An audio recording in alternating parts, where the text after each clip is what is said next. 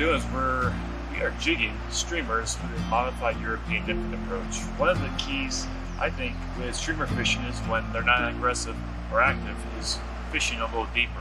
As they say, the difference between a good nymph fisher and an okay nymph fisher is usually one split shot. And one of the ways we can achieve depth and bring the fight to the fish with a streamer is utilizing this long leader. It's a monofilament approach where we're keeping line leader off the water.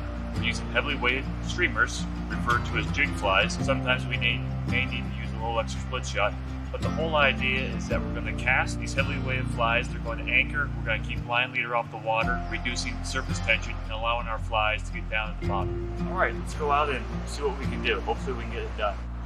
After you make the cast, keep your rod tip high and hold line leader off the water. Allow the streamer to drop rapidly towards stream bottom before using the rod tip to lift and drop the fly, creating an up and down jigging motion.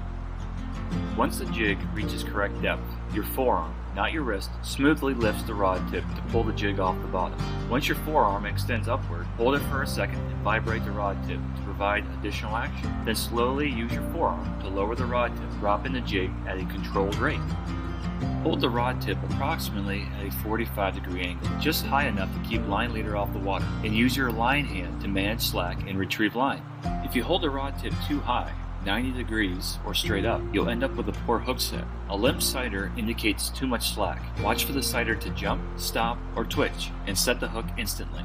The key to Euro jigging is to make sure the fly is down in the strike zone before moving the fly. This means a longer pause in deeper water and jigging immediately in shallower water.